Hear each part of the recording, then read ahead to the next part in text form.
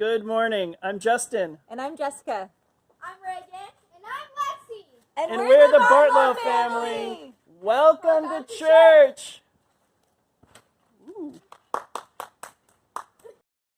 Good morning, New Life. My name is Diva, if we haven't met, and welcome to Sunday Online Church. We're so glad that you're spending Sunday with us. So we are in the home stretch of Thanksgiving. We can see it up ahead. And I just want to send blessings out to all of you. I don't know how you'll be spending it this year, but ours will definitely be smaller this year. And that's okay. Things are just different and change is okay. We're learning to embrace it. I know all of us as a church. And that's actually a theme for today's service as well. So before we get into some of the other elements, there's a couple things that I want to walk you through. And the first is the Connect card. If you're new to New Life, then I want to encourage you to fill out that Connect card. It will allow us to connect with you, and you can put down your prayer request or a prayer praise. We'd love to celebrate with you, and we want to partner in with you in any needs that you might have. We feel as a church that you should never have to go alone and carry this big burden of life on your shoulders. So we have a prayer team who will be praying for you and your request this week. The second thing that'll pop up is our giving link. And we just want to thank you so much for your generosity and your continued support. And really, the life of the church matters when we give generously, and we want to make a big impact in our community and the surrounding communities. And so that's where your generosity comes in. Now, New Life isn't the only one who has needs. Actually, the Redwood Gospel Mission has a need, and they've partnered with New Life. And this is the Thanksgiving challenge that they have this year. We're going to hear from our very own Ron Hunt and Eric from the Redwood Gospel Mission. They're going to share a little message of Thanksgiving 2020. So tune on in. Hey, New Life. This is Ron. You know me. But you might not know this guy. This is Eric Sangervasi. He's one of the leaders at Redwood Gospel Mission. And New Life and Redwood Gospel Mission have a long history of working together and partnering on projects. And this year, during the Thanksgiving season, we have a special project we're calling the 2020 Thanksgiving Challenge. And that's why Eric is here. So Eric, tell us a little bit about it. Yeah, so this year we're partnering with New Life. We're looking to feed 500 families. And what the cool thing is with COVID this year, we had to switch everything. We're doing a drive-through event at Spring Hills Church the day before Thanksgiving. We're going to be providing turkey, food box, pumpkin pie, fresh vegetables to families in need. They're going to hear the gospel, and they're going to get a Thanksgiving meal to bring home. So thank you guys for partnering with us. We're really excited, and just always a blessing to partner with New Life. So let me tell you a little bit about the logistics. You could go to our website, which is newlifepetaluma.com. You can click on events and projects and scroll down, and you will see the 2020 Thanksgiving Challenge. Now listen, these guys, I don't know how they do it, but they brokered a deal where they're going to be able to feed a complete Thanksgiving meal to a family of 5 for $9.35. And our goal as a church is to feed 500 families, 2,500 people. And I know we can do it. So go to our website and be as generous as you can possibly be. I would say it like this: make someone else's Thanksgiving before you make your own. Hey, so I only have one more thing to add to that. This is our very last Sunday to be able to jump in and make this challenge happen. I'm recording this on Thursday, so I don't have the latest figures, but I do know that of last Friday, so that's 10 days ago, we were at 280 families already. So let's finish strong and make this happen for 500 families in our community. I just want to say I love you, New Life. I love how your heart for the marginalized expresses itself in generosity. And so I can't wait to see what the final figures are. And I can't wait for Thanksgiving to think about how many families in our county are going to be eating a great meal because you and I gave. Now, listen, this is a very special Sunday at New Life, and the Guilford family has a song for us about learning how to trust, and you're going to see how important that is with the whole theme of the morning. So let's turn it over to the Guilford family right now.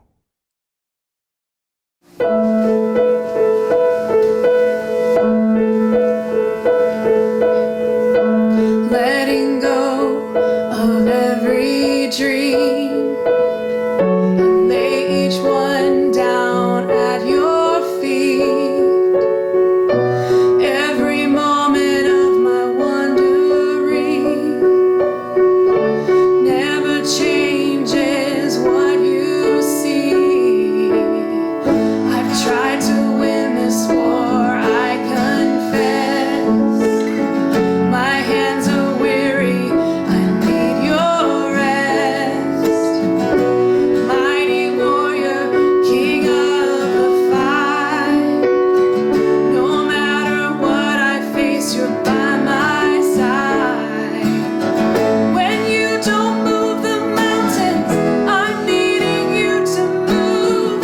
When you don't part the waters, I wish I could walk through. When you don't give the answers as I cry out to you, I will trust, I will trust, I will trust in you. Truth is, you know what tomorrow brings. There's not a day ahead you have not seen. So in all things be my life and bread. I want what you want, Lord, nothing less. When you don't move the mountains, I'm needing you to move. When you don't part the waters, wish I could walk through. When you don't give the answers as I cry out to you, I will trust, I will trust, I will trust in you. I will trust in you.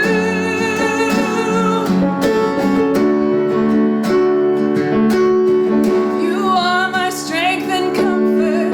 You are my steady hand. You are my firm foundation, the rock on which I stand. Your ways are always higher. Your plans are always good. There's not a place where I'll go you've not already stood. When you don't move the mountains, I'm needing you to move. When you don't part the waters, I wish I could walk through. When you don't give the answers as I cry out to you, I will trust, I will trust, I will trust in you. Oh, I will trust in you. I will trust in you. I will trust in you.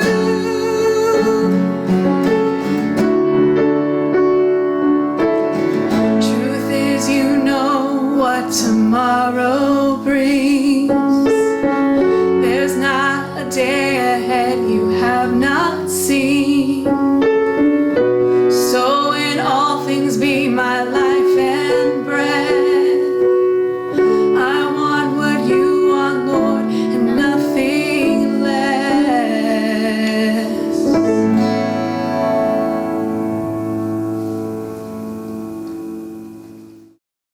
Well, good morning, New Life. Thank you for joining us in the service. Today we're doing something very unique. We're taking a break from the series that we're in the middle of right now to have a special conversation about something new God's doing in the life of our church. We're told in the wisdom literature and scriptures, Solomon writes that there's a time for everything under the sun. And in the life of our church, we've experienced this over the years as God has brought in new things and done some changes. And, you know, Christy and our family coming here has been part of some of the new things that God has done as well. The season for everything under the sun. And So today I want to invite you to step into a conversation that Angela and I are going to have as we unpack and explore some of the new things that God is doing in her story.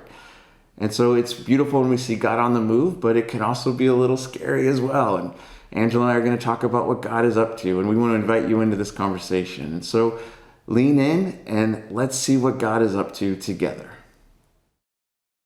Well, hello, New Life family. Angela and I are here to have a conversation with you about some things that God is doing.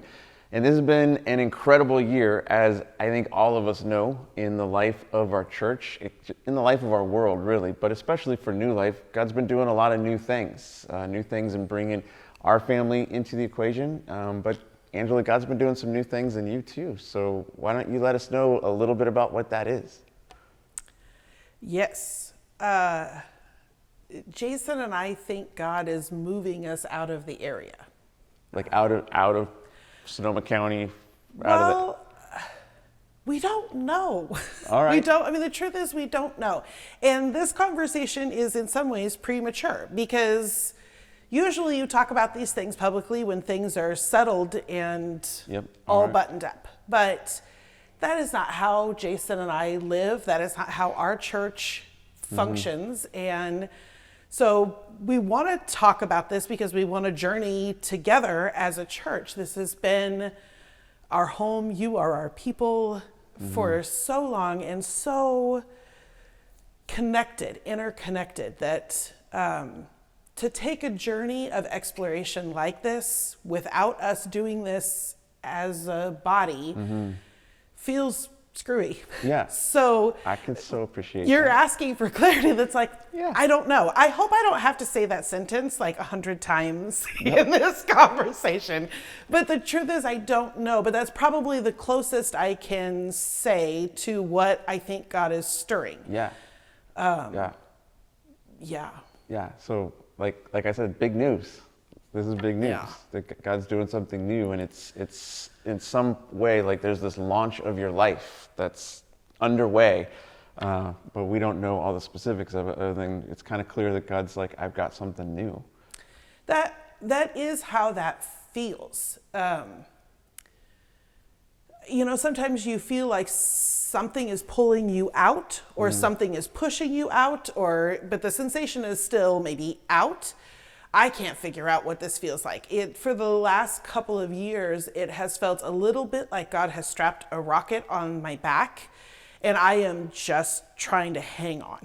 All right. And I thought the rocket was something else originally, and I didn't know what that was either. So if your next question is going to be, what did you think that was, and then versus what it is, I don't know.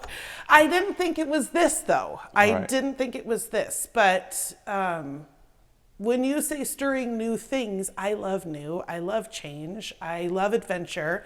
In fact, I just got a new cell phone cover that just hits so many parts of me. But it says an adventure with a question mark, and there is a picture of a llama type animal, but it's actually an alpaca, and it says, I'll pack my bags. I'm in, I'm ready. Let's do this. Yes, yes. That being said, usually adventure looks a little bit like planning a harebrained idea event, or I don't know. This is big and uncomfortable and scary, and I thought I was scared a couple years ago when God started to do things, stir things that I thought, what are you doing? I'm not great with timestamps, but it feels like all of 2019 was kind of that way. And I know for sure it was somewhat in 2018. But there were just these opportunities that were coming up where it was like, I could not have ordained that. And if I had tried to, I would never have tried it. There were several things that were like really uncomfortably out of my comfort zone that was like, this is so obvious, it's God. I have to say yes and do this thing. But several of them struck up identity crises, like, oh my gosh, I don't have enough identity to follow through on the yes that I just said. So I guess I'm going to need to get working on that before the actual thing arrives. God says, here it is. Yeah. Yeah, I mean, you guys watched that. One of those things was I had staunchly said I don't want to teach from the stage, that I knew I loved to teach, but something about that Sunday morning stage was literally phobic to me. And so I had done it a few times and then I had asked, like, please don't ask me ever to do that again. And then in a super cool day at the beach, God was really, it's such a cool story, but God just basically whispered an invitation of, do you want to hold on to that phobia, or is it time for you to let me deal with that thing? And this was before I knew I was going to end up speaking, but so maybe in the safety of like, oh, who cares if I say yes? I'll just say yes.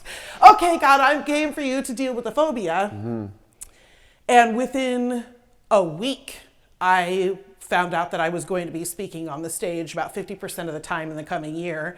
And I that's what I mean by, like, it has felt like a rocket ship has been on my back, that theoretically I have agreed with God about that. Like, okay, you can put that there, but you better make it okay for me.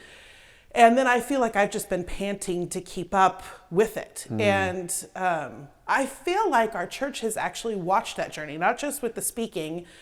I feel like we've watched me sort of grow up in the last couple of years. That those of you that have been around a long time, I'm 21 years into this New Life gig. You've literally watched me grow up. But the last couple of years, that trajectory that God has had me on, anyway, this all circles back to your statement about launch. That is literally what this feels like. That I've been running down a gymnast path that ends with one of those little bouncy things that then after that they do something cool. I apologize to the gymnasts out there because I don't think I used the right word for any of that. But it has sort of felt like for a while that I've been running down a path that I could feel God was on and directing. I don't know where that path leads, but it seems as though right now I'm hitting that bouncy thing. Yes. And getting ready to chase after what's next, something. right? Yeah. Okay. Yeah. Like, I've experienced some of this in my own journey because God has moved our family, moved me, and sometimes it's like just weird stirrings and tuggings before you have a sense of something.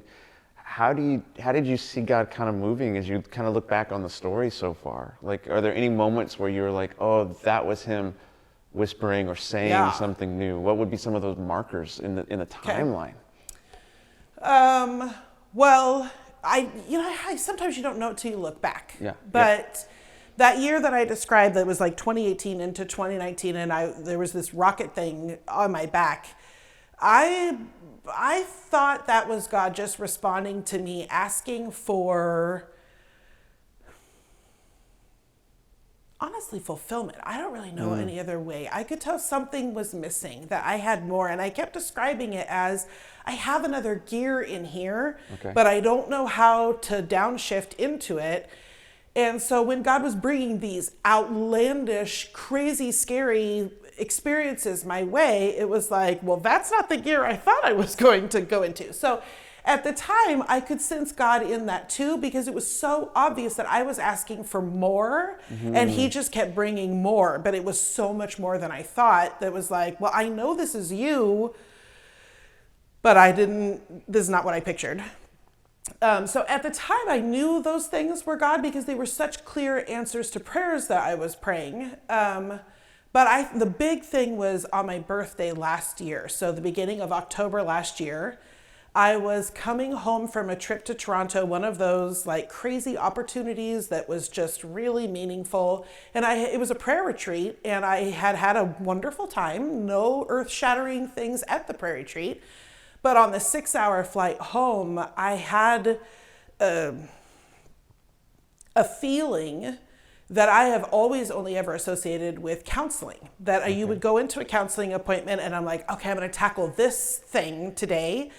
And there is this sensation, this feeling that I now associate with when I'm forever changed. That something in that counseling session, I think of it as like tectonic plates. They shifted, and they never go back. So right. most of the time it has been a thing of healing or some kind of like breakthrough of, okay, if I press down this path, I'm going to get to healing, but I'm never the same after that tectonic plate thing. And I got onto the plane and I just was like, something, I know this feeling. I know this feeling. And blessedly, I was flying by myself. I had 6 hours to contemplate. And I realized, oh my word, this is that tectonic plate thing that happens in counseling. Something is happening right now that is like change. Seismic. Yes. Yeah. Yes. Yeah.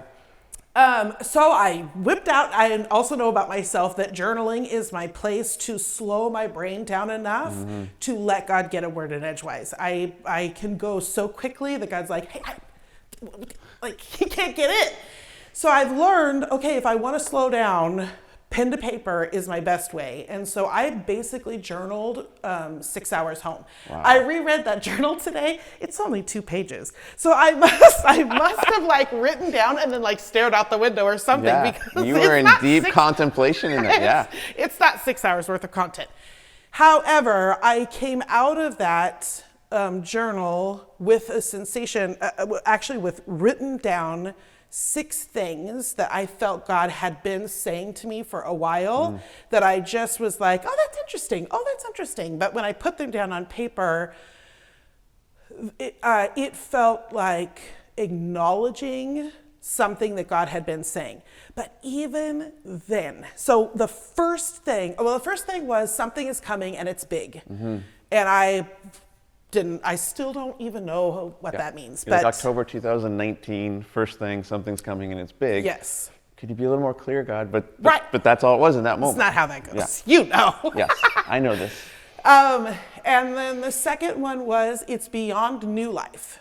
Okay. And Which is that a little more specific, but Yeah. what does that mean, right? but that was so scary to me that I couldn't hear any like I literally wrote down it's beyond new life, period.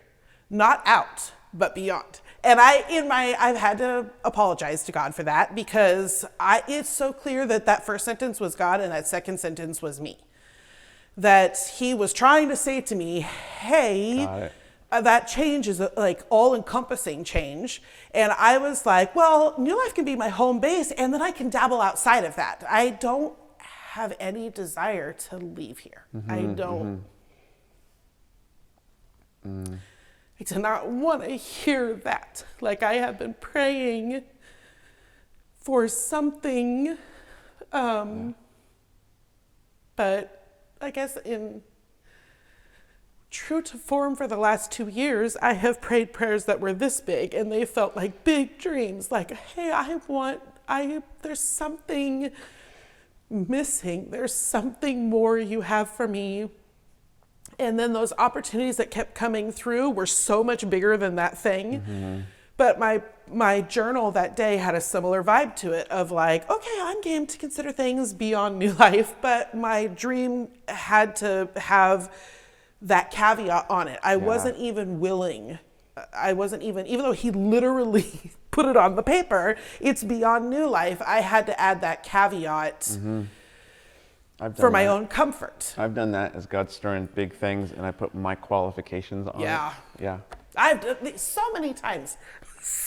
So anyway, so that journal, there was a bunch more in there, none of which gets me any clarity at this moment. None of them are like, oh, good, that gives me answers. But that journal was a big deal. Sorry, back to your original question of like, what were the benchmarks? Yeah. Also, loved ones around me have been saying things that are like, they seem so complimentary and they're so wonderful, but you know, your friends are blind and they love you beyond whatever. So as they have said various things about what they see in my future, I'm like, oh, you love me, that's really kind of you. But in reality, I think God has been trying to still get more like, and your dreams are too small. Like, Got it. So community has been a big deal in this process. Also, pulling up, you know, like you just get in the daily grind And sometimes you miss key patterns. And so when the rumbling started last October, this last year has been a whole lot of me pulling up and being like, what is it that you were saying on the plane? What is it that you were saying on the plane? So I've actually been working with a professional coach for a year, because that prayer that I had been praying, there's something missing. Like, I love it here. I love this. I cannot imagine a better home community. I can't. So I've always been happy here, but there is, like, if this is the sum and total of my skill set, my personality, my interests, if this is the sum and total of me, where I am right now can't meet all of that. It just can't. And I think what I was assuming in that journal is that I would be traveling and dabbling in other things to help meet the sum and total of that. And what I feel like God is doing right now is the pattern that I see. So pulling out of the daily grind and spending this last year, pulling up and asking God, what are you hinting at? What are you trying to say? I've used my community to bounce off. I've journaled like a mad woman, but purposefully to pull up out of the daily grind and look for the larger pattern. And when I look for the larger pattern, that rocket ship thing, that this goes back quite a ways, this longing, this yearning to have the whole of me better expressed. I don't know exactly how to. All right. Yeah. I would say challenged. I am. Okay. There's parts of me that I'm not accessing. I know that. And I don't even know where to go to access them. I don't know. That's why I think I assumed I can have my home base here and then dabble. Yeah. Anyway, that's the pattern. So back to your original question of like, where have you seen God? Part of where I have seen God is when I pull up and I'm looking for the pattern. I can see a heart yearning pattern for me that goes back quite a few years. Okay. And then I can see him answering that in various ways that makes sense to culminate with this, what feels like a launch, like a little kid going on, not little kid, college students are not little kids, but like a college student heading out into the big world to see what they're made of. And that's such a beautiful moment for a college student. And I'm 43, it's terrifying, but college students are terrified too. But that is what this feels like here. Like there is a launching For sure. happening. So let me ask you this, because I've had to figure this out in my time of where God's moved us into something new. You have a sense of stirring. I think you used the word rumbling at different conversations we've had even prior to this moment, what that was. How did you come to a place of really hearing, learning, discerning, okay, God, I think this is you saying, get ready to launch. Like you've got something beyond, like my future is elsewhere now. How did you come to that spot of really taking all those things and saying, okay, God, yes, even though what that is not clear right now? Well, this is not practice. I don't know any shortcuts. I practice. When I first started, I mean, every Christian wants to sit down and have a conversation with God like this. Everyone craves that. But his invisible nature makes that super tricky. And I know that when I've heard other people talk about their prayer lives or talking about hearing from God, it's like, how are they doing that? How are they doing that? And I would say the first step was for me years and years and years ago, realizing that not every voice that I hear in my head is God's voice. Like that seems like a basic thing, but I honestly did not recognize when the Spirit of God was talking versus my insecurity was talking versus someone else's opinion of me was talking. I literally, all of the voices were mixed up together. And it's just been years of learning a familiarity where I can hear the difference between your voice and God's voice, my own voice versus my childhood voice versus it's just practice. So I look back and God's been very vocal in my life for a few years now, but I have been like on a flippin' quest to get to know him in a different way. And I've been a Christian for a very long time, and I've practiced prayer for a very long time, and I've wanted to know the will of God for a very long time.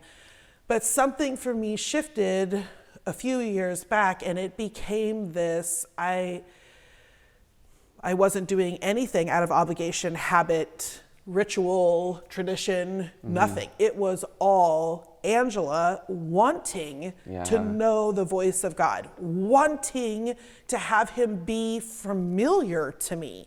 Where when a friend calls and you don't even see their name on the phone, you pick it up, you know their voice. You don't have to see anything, you know that voice.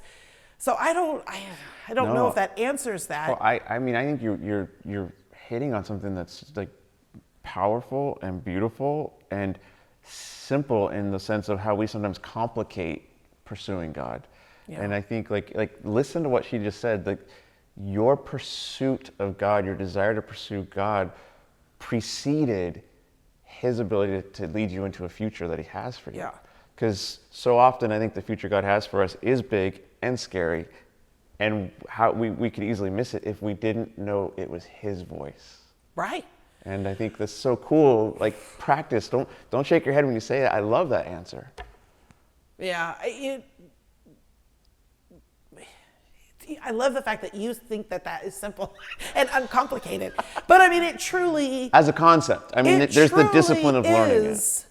So this, speaking of simple and uncomplicated, but revolutionary in that early journey for me, was to actually hold a thought up in front of me and be like, does this sound like God? What I realized was the voice in my head that I attributed to God was actually super mean, condescending, judgy. Like, when I started to actually hold my thoughts up and look at them, like, does this sound like the God that I read in the Bible? Does this sound like a loving father? Does this sound like somebody who dies for me? Does this sound like God?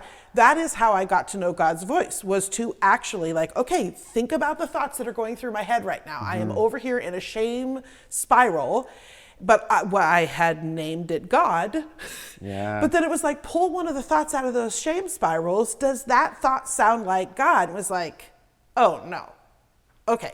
So then I got to know the different, that's the voice of shame, or that, I got to know the different voices. So it isn't complicated. You're right. It isn't complicated. It just maybe isn't intuitive for us because like stopping and holding our thoughts up and running the filter of like, if somebody told me, Joel said X, Y, and Z about you, we do this all the time. I just don't know that we do it with God. If what Joel supposedly said about me, we like, well, that's weird. That's not like Joel at all. That doesn't sound like Joel at all. We do it all the time. We just don't necessarily do that same thing with God. And I love, like you said, I had a desire to do this, not obligation, not religious ritual or whatever things that we could do it. And I think because you chose to be intentional in this endeavor, when he's leading you now into something, you know his voice. Like you have a sense, okay, God, this is you. Even though I don't know the full what, I know the who. It's you leading me. Yeah, yes, which also filters out some other things that are tempting to hear. So now that I feel like God is doing something and launching something, I am now in a full-on battle between faith and just following God, because God's been doing this thing already, and my usual battle with self-reliance. So now that God has said, okay, I want to launch you, like we're going to do this thing, I am all kinds of hearing God's voice endorse my self-reliance. It is annoying as all get out. But for me, that is a lifelong battle. I am a person of action. I want to be actively involved. And so once God tells me something, I'm like, okay, I've got it. You just sit back. I'll make it happen. And so now I'm in a new journey where I've heard God, but now I'm struggling to filter out my own voice that is now adding to the original message. So it's a journey. It's a journey. It's a process. And I think part of what is going on here is that, like, God loves New Life, obviously, but God loves the world. God loves His kingdom, And it seems like he's saying, Angela, I choose you to do something bigger.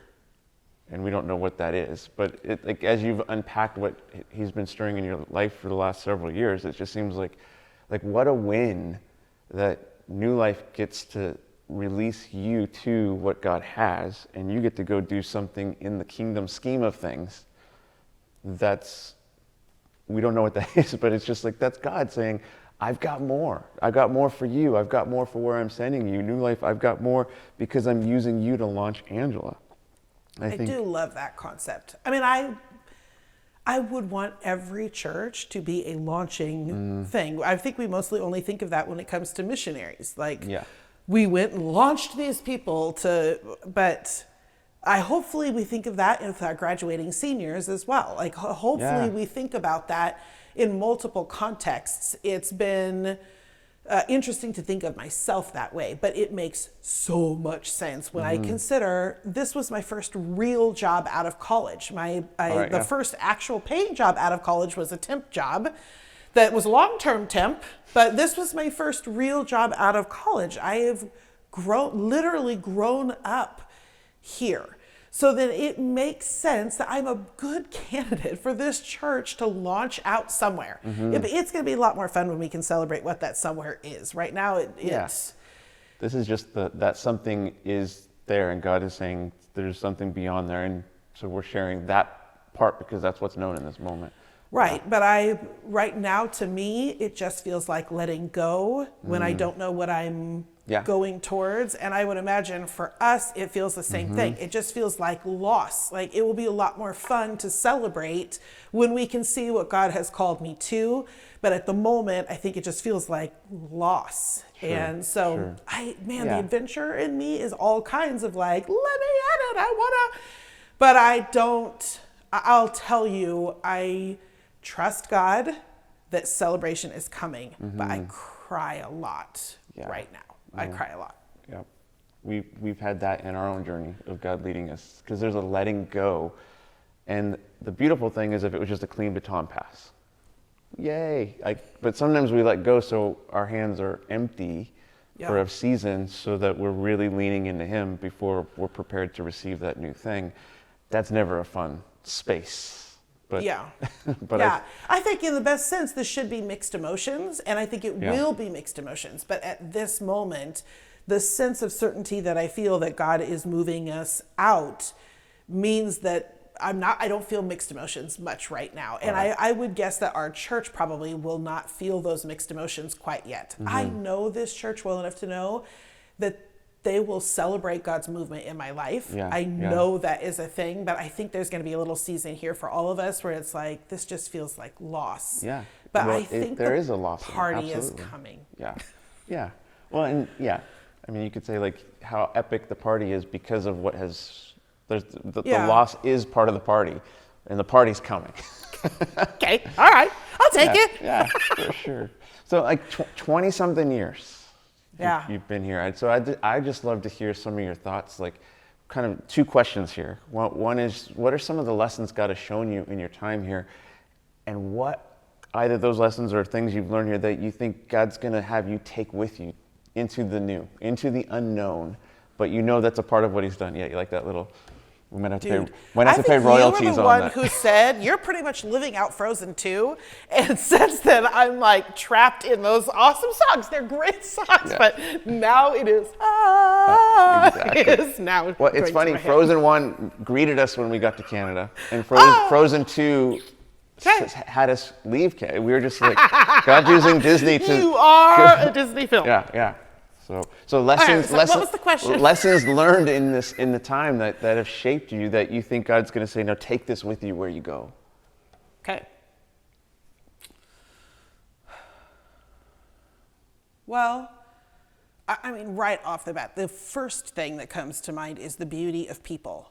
All right. That, I mean, I came here straight out of college, so I was in a very concrete learning stage. Life is black and white. I mean, that the 20s are the time where you are purposefully differentiating from your family of origin.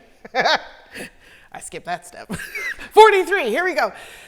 You're purposely differentiating. And so God gives you in that age, like super black and white concrete thinking. And so I came here like, I know how things are, and I like all kinds of, anyway. I needed to fall in love with people instead of ideas and theories and dreams. I needed to fall in love with people. And Sonoma County was my place to fall in love with humanity and what God has created that is so complex and messy and not straightforward, and just fall in love with people, with humans and God's beautiful creation. I mean, I love nature, but when I say that, God's beautiful creation, I literally mean the value of a human spirit. Even the human spirit, like a current journey that I'm on right now is understanding enemy love. And I think maybe that's a journey we all could join. Maybe our nation could join you on that journey and learn something. But the only possibility for enemy love is to see the value of humanity underneath all of anything else that you disagree with, all of anything else. There is dignity and beauty and value and God's endorsement on a human being. And in that, there is infinite capacity to love them, to endorse them myself. And that is something I will always associate with Sonoma County. My faith should have taught me that first, but it was Sonoma County and falling in love with this culture that really I will always take a piece of the way that Sonoma County, they're advocates, they're servants, they are activists, they are just phenomenally flawed, beautiful people. And I expect that we will have a culture change coming with this move. And I'm going to take Sonoma County with me and mourn the loss of Sonoma County. Even in my brief travels the last couple of years, I just love these people. I love these people. And so that's the first thing that comes to mind. That kind of sounds like a very important thing to take with you, a love of people. Yeah, I think maybe that is something God was like, we need this, Ange.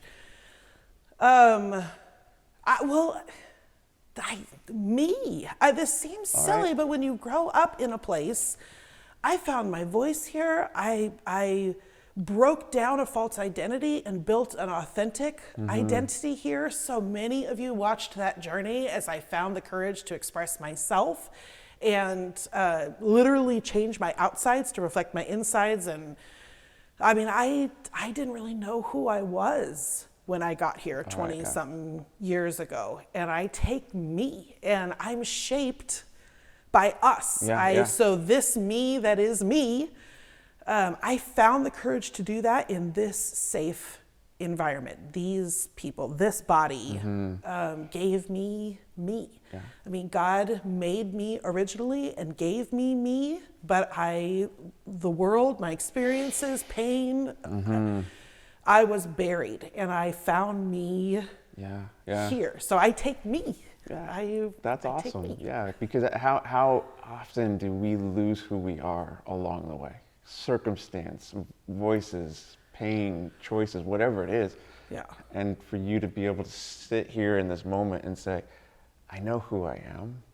I love who I am. And it's not vanity, it's affirmation of who God has made you to be, and to take that with you. Because in the time I've gotten to know you, and you all know this, you're like joy personified, right? Like you walk into the room and it's like, now the party's getting started, right? Like, and it's like, I think that's a gift of who you are, and wherever you go, you're going to bring that joy and that love and life with you.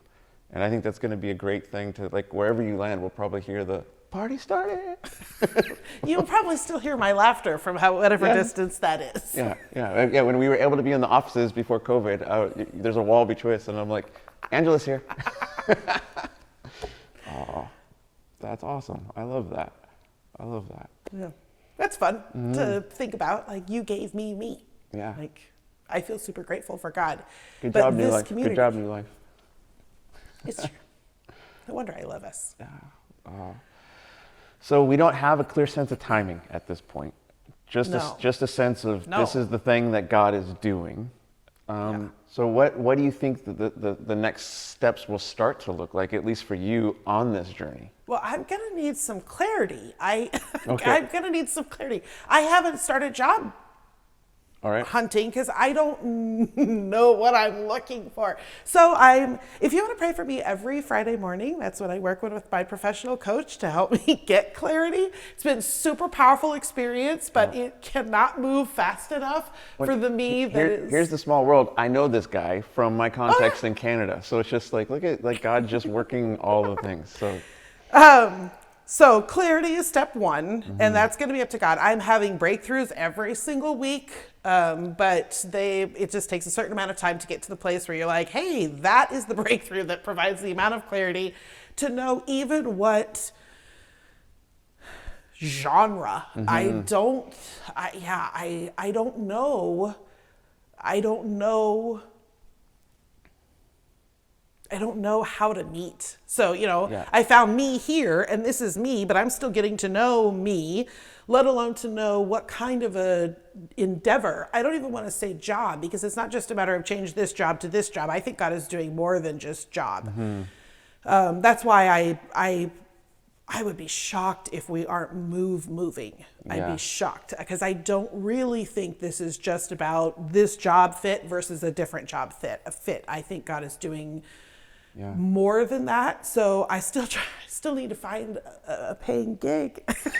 But All right, got it. I said yes. So ball's in your court. I need some clarity, and then I will start job hunting. And that could take months. That could take months. So no, I have no timeline, which I'm grateful. I'm super grateful to have this conversation, because we've walked together as a church body.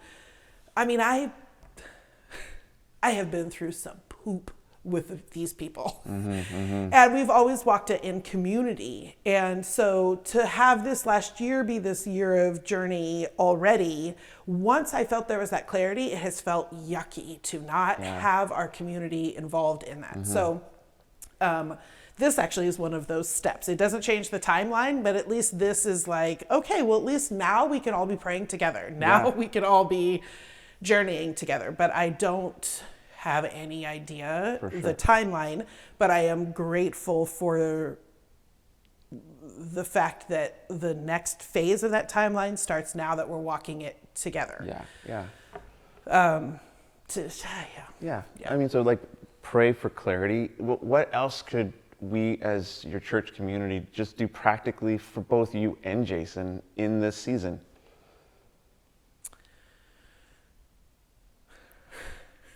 So there's two different schools of thought on things like this. And I can already hear other people gasping and groaning about what I'm about to say. But I value community and the collective voice. I think collaboratively. I think that's the beauty of being a highly opinionated person. I don't struggle to know what my opinion is in a cacophony of voices. All right. So then I really enjoy the cacophony of voices, because there's a lot that you can learn from that. And I look back on the last couple of years, and in very courageous conversations with friends is some of what allowed me to hear God's voice. So I would say, pray for us, check in on us. This is hard. It's scary. It's sad. I'm grieving. I'm pre-grieving. I'm counting lasts and wondering, so I would say check in on us. And then for those of you who just have opinions at the ready, this is the part that I think someone's gonna groan or gasp, but speak up. Speak up. We will not struggle to hear God's voice amongst other people's voices. So I don't know, as you're praying, I fully expect that God is going to say things to you. I don't know what he's going to say to you. I don't know if you're going to be sending me a text that says, hang in there, I know this is hard, but God's got you. Mm-hmm. Or if it's like, hey, have you considered this? I don't know. I don't know what I'm telling you to say. But I would say, if you're praying for me and having a conversation, because I don't talk at God, but talk with God, I fully expect God's going to be saying stuff back to you. Whatever he's saying back to you, could you please pass it on? Yes. Clue me in, clue us in. Mm-hmm. So pray, check on us, encourage, support. I think it's only going to get scarier. I think it's only going to get scarier. Okay, so check on us and then tell us what God is telling you. Yeah. All right. Please. Yeah. Those are awesome. Those are awesome things that we can do in this time as we're walking this out. Do you have another idea? I'm open to what ideas. else they could do? Yeah. Take Jason to Costco. Let him go shopping. Retail therapy. Yeah. Yeah. I mean, I think like if you have a network of opportunities, sure. Like that's also, I mean, who knows? It's so amazing sometimes how God just starts to connect dots that lead to openings, right? So if you've got an idea, I don't know, just hey, Ange, have you thought about this? Or call so-and-so. Just. Okay. Yeah. So. It's true. When my resume is ready, you might be part of that. Yeah. Get it out there. For sure. Okay. Love it. Well, New Life, this is a new stage in Angela and Jason's story, but in our story. And so you're in the loop now, and we're going to walk this out together. And I want to pray for you in this conversation, just as we continue to take not the first step, but maybe the first here we all go together step. Okay. So let's pray. And so, Father, thank you that you do speak and you do want us to engage with you, that your voice is for us. And thank you that you have shown Angela that you've got something new. And Lord, I know in my own journey and story that you've done something similar to move us at different points. And man, it's scary. And so I just ask that you would let her know that as you speak, you would whisper hope and love and dream and future, that she would just know that what you have is so good, because when the fear is there, it makes it hard. And would you give us the ability as a community to walk with Jason and walk with Angela in this time and encourage them, God. And if you've got something that you whisper to us, would we have the courage to say, hey, what do you think? Because it can only help. And so, God, would you bless them in this coming season? Would you prepare the path for them? Would you hold them up? And would we as a community love them and support them as we walk together in the coming days? Amen. Amen. All right. Thank you, New Life.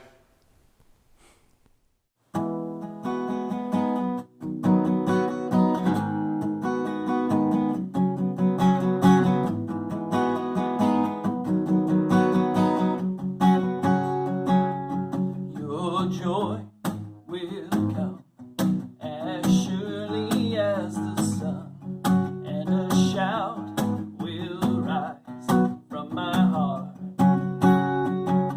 'Cause you are on my side, and the victory is mine when I keep my eyes on you. 'Cause your joy overcomes when the world tries to pull me under. Your joy overcomes for me, and your peace takes control when the world all around is crazy. Your peace takes control for me. Let your peace take hold like an anchor for my soul, and the praise will rise from my heart. I will not be moved. You're the rock I hold on to. I will keep my faith in you. Yeah. 'Cause your joy overcomes when the world tries to pull me under. Your joy overcomes for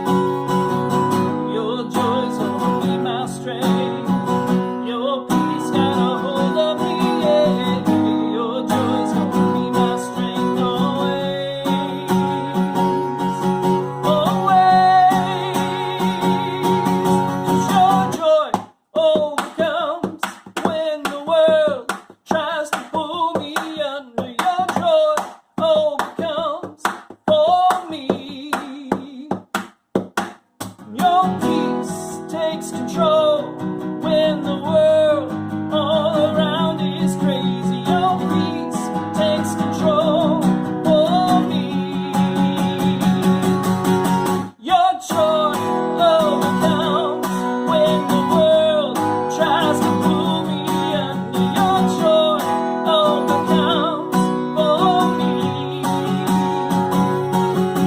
Your peace takes control when the world all around is crazy. Your peace takes control for me.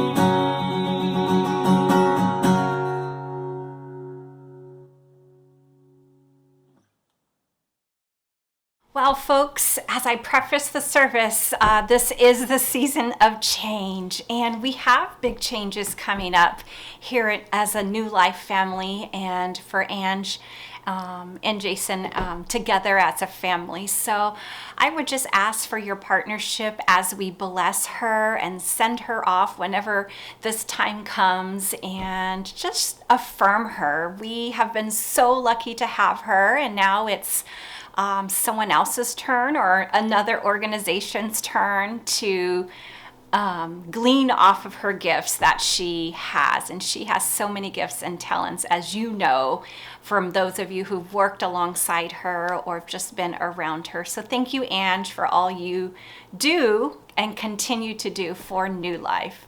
Now, today's our patio service, 3:30. Bring your mask, bring a chair, bring a blanket.